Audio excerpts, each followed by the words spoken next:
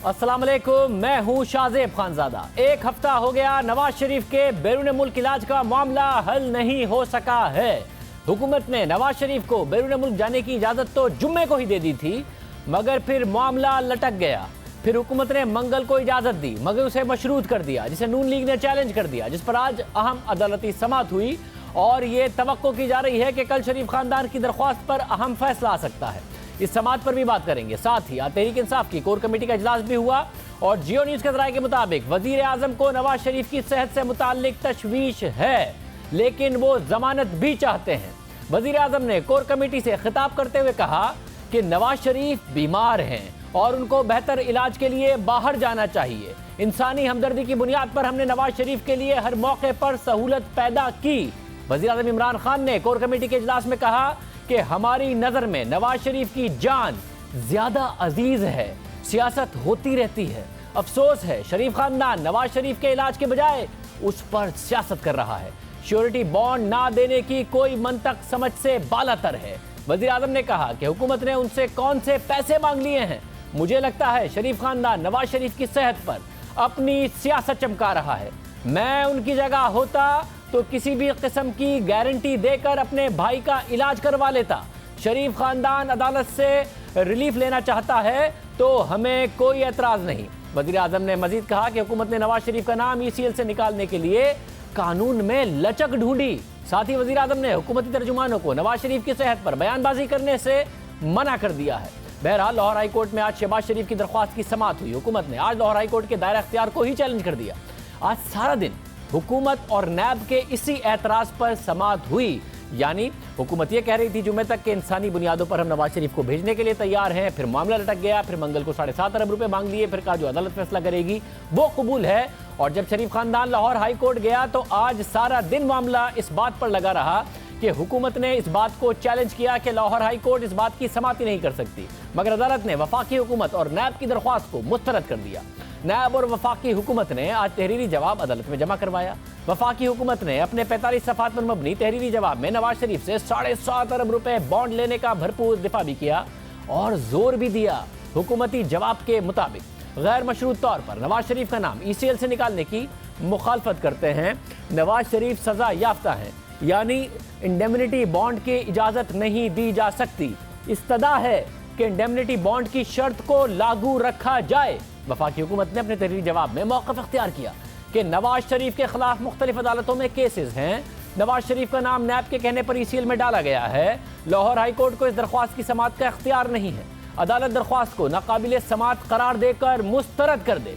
इसी तरह नैब ने भी नवाज शरीफ का नाम ECL से निकालने से मुतालिक लाहौर हाई कोर्ट के दायरा इख्तियार को चैलेंज करते हुए मौक़िफ़ इख्तियार किया कि लाहौर हाई कोर्ट को इस दरख्वास्त की समाअत का इख्तियार नहीं है।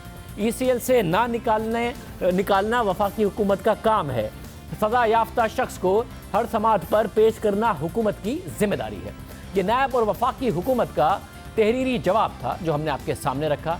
इन जवाबात का जायजा लेने के लिए अदालत ने कार्रवाई में वक्फा किया, जिसके बाद दोबारा समाअत का आगाज किया। नवाज शरीफ के वकील अमजद परवेज ने अदालती दायरा इख्तियार पर दलाइल देते हुए मौक़िफ़ इख्तियार किया कि आइन के आर्टिकल 199 के तहत लाहौर हाई कोर्ट समाअत कर सकती है। खुद अदालती फैसलों के मुताबिक हाई कोर्ट को समाअत का इख्तियार हासिल है। वफाकी इदारों के दफातर पूरे मुल्क में होते हैं। आइन के आर्टिकल 199 के तहत हाई कोर्ट वफाकी इदारे के खिलाफ दरख्वास्त सुन सकती है और ECL से नाम निकालने के अदालती फैसले मौजूद हैं। परवेज मुशर्रफ का नाम ECL से निकाला गया। अदाकारा अयान अली केस में भी नाम ECL से निकाला गया।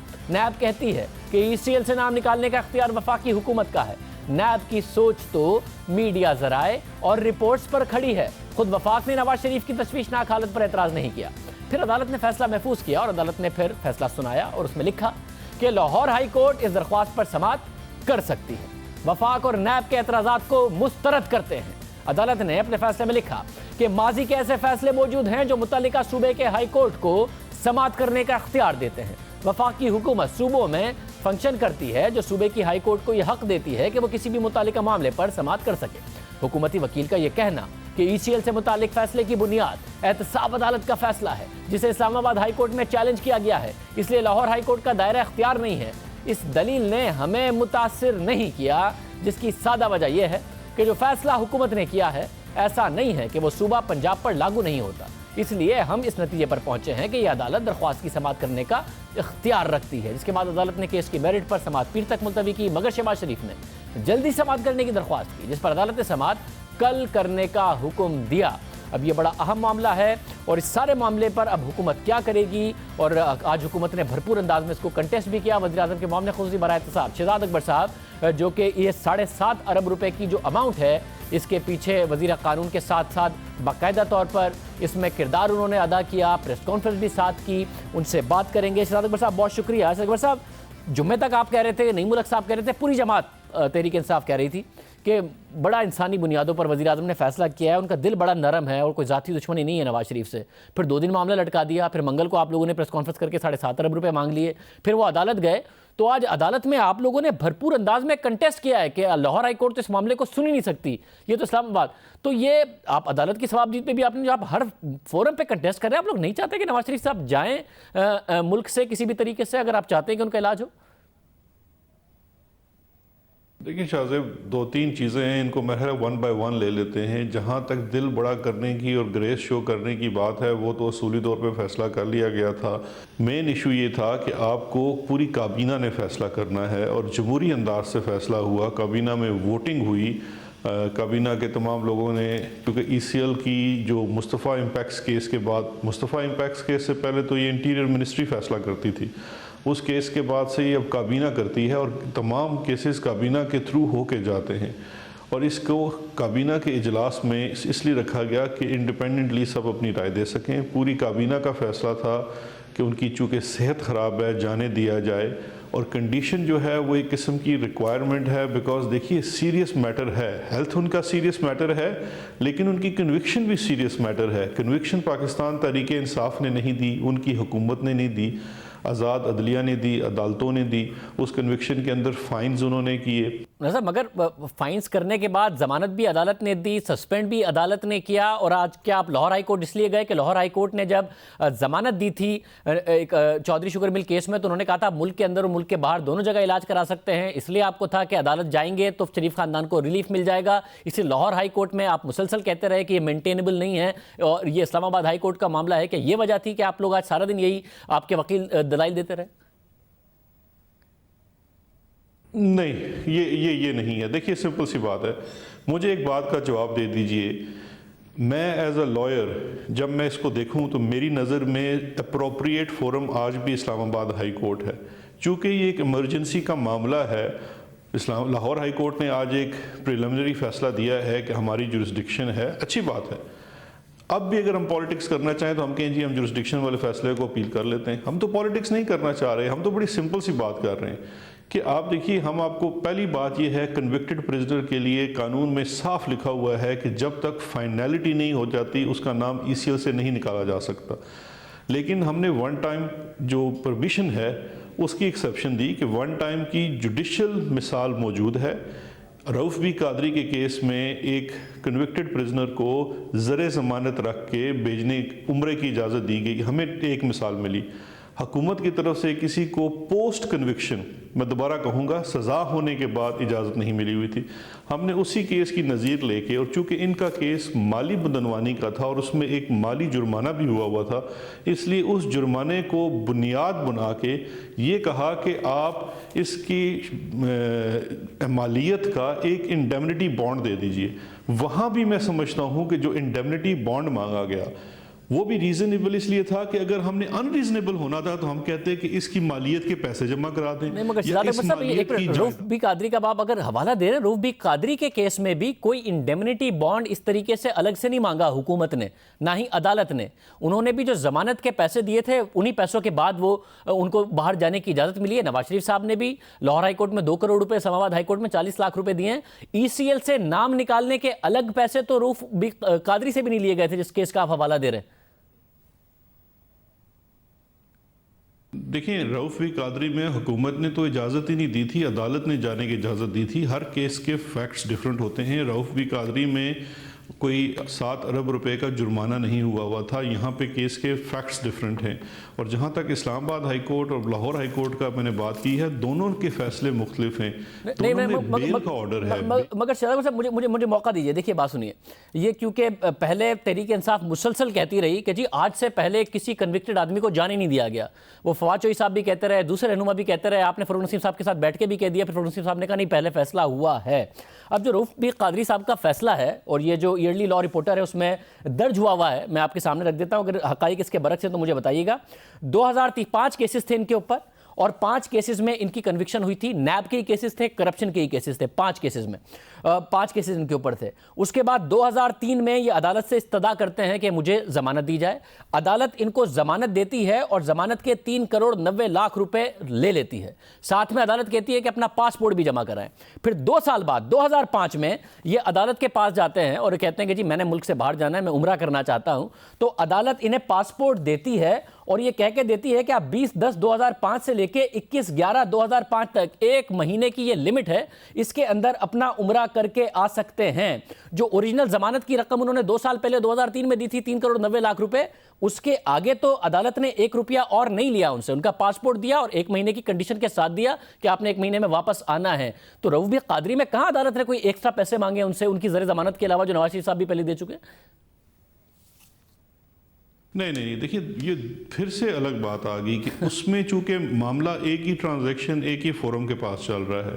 जो ज़र ज़मानत उन्होंने दी वो ज़मानत के कानून के मुताबिक दी। हम तो ECL की बात कर रहे हैं। अभी भी अदालत के पास जो ऑप्शन है, अदालत उनको कह सकती है कि जी हुकूमत ने इंडेमनिटी बॉन्ड गलत मांगा था, आप चले जाइए बगैर किसी चीज़ के। तो ये एक प्रेसिडेंट सेट हो जाएगा। कल हुकूमत के पास भी ऑप्शन आ जाएगी, कोई भी पोस्ट कन्विक्टेड प्रिजनर कोई उम्रे के लिए जाना चाहेगा, कोई किसी और काम के लिए जाना चाहेगा, कोई बीमारी के लिए जाना चाहेगा, तो एक प्रेसिडेंट सेट हो जाएगा। लेकिन अभी इस वक्त कोई ऐसा प्रेसिडेंट नहीं है जहां पे हम कोई ज़र ज़मानत रखे बगैर उनको कहीं चले जाएं। आप जो रऊफ बी कादरी का कह रहे हैं उसमें तो पहले ही कोर्ट ने रखी हुई थी और दूसरी इजाज़त भी कोर्ट ने दी थी। यहाँ रऊफ बी कादरी का केस जो है वो मुस्तफ़ा इम्पैक्ट्स के केस से पहले का है। अब मुस्तफ़ा इम्पैक्ट्स केस के बाद जो रूल्स हैं और जो लॉ है इस एग्जिट कंट्रोल लिस्ट के ऊपर, वो वफाकी हुकूमत के ऊपर जिम्मेदारी डालता है। उसी जिम्मेदारी को सामने रखते हुए शाहजेब मुझे बता दीजिए, कल नवाज शरीफ साहब अल्लाह उनको सेहत दे, वो सेहतयाब हो जाते हैं, लेकिन वो फैसला करते हैं, एक फ़र्ज़ करते हैं, फैसला करते हैं, वो वापस नहीं आते।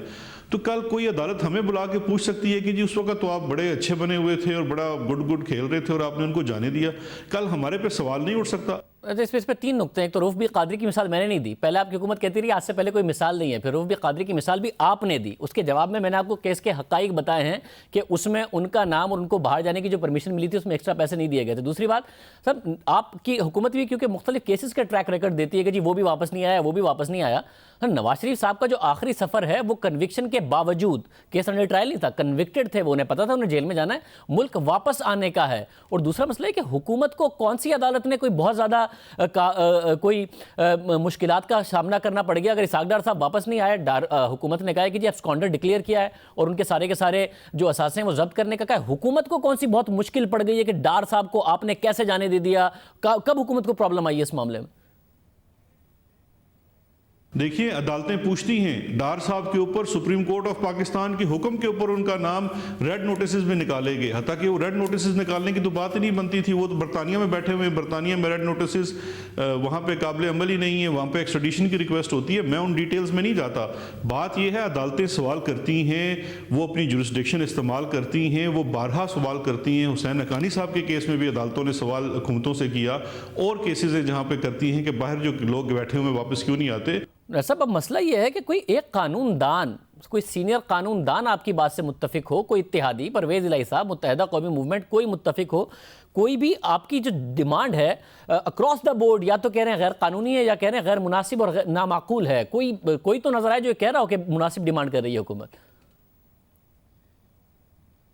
शाहजेब, मैं खुद इस प्रोफेशन से हूँ। अदालत में 2 वकील, बड़े सीनियर वकील होते हैं, बड़े मायानाज वकील होते हैं। दोनों एक मुकदमे के ऊपर 2 साइड पे खड़े होते हैं और 2 साइड के दलाइल दे रहे होते हैं।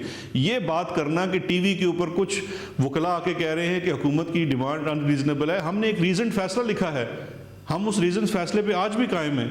मेरी अली जफर साहब से अली बात हुई है, वो तो ऐसा बिल्कुल नहीं कह रहे हैं, आप उनसे बात करके देख लीजिए, वो तो ऐसा बिल्कुल नहीं कह रहे हैं। वैसे मैं, आप कहते तो मैं क्लिप दिखा देता हूँ, हामिद मीर के शो में उन्होंने कहा है, आप कहते तो मैं आपको दिखा देता हूँ, उन्होंने बाकायदे तौर पर की है बात।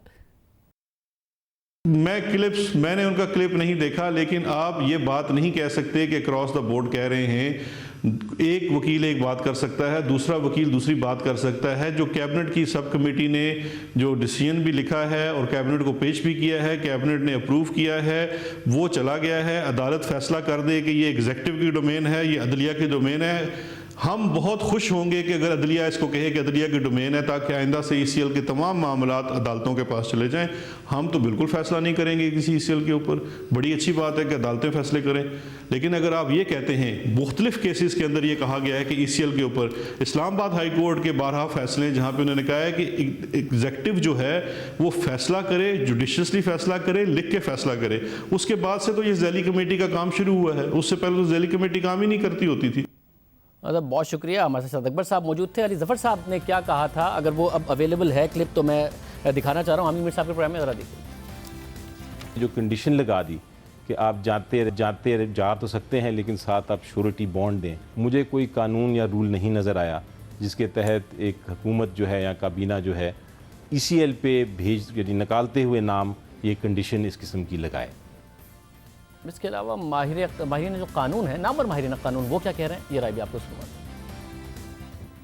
एग्जिट कंट्रोल ऑर्डिनेंस में तो कोई ऐसा प्रोविज़न नहीं है कि जिसमें फेडरल गवर्नमेंट जब नाम रिमूव करती है तो उसमें इस किस्म के शराइत हों। ये बड़ा यूनिक डिसीजन है। ECL का जो कानून है, जो मैंने रूल्स 2010 का जिक्र किया और जो ऑर्डिनेंस है 1981 का, उसमें ऐसी कोई बात नहीं जिक्र की गई है।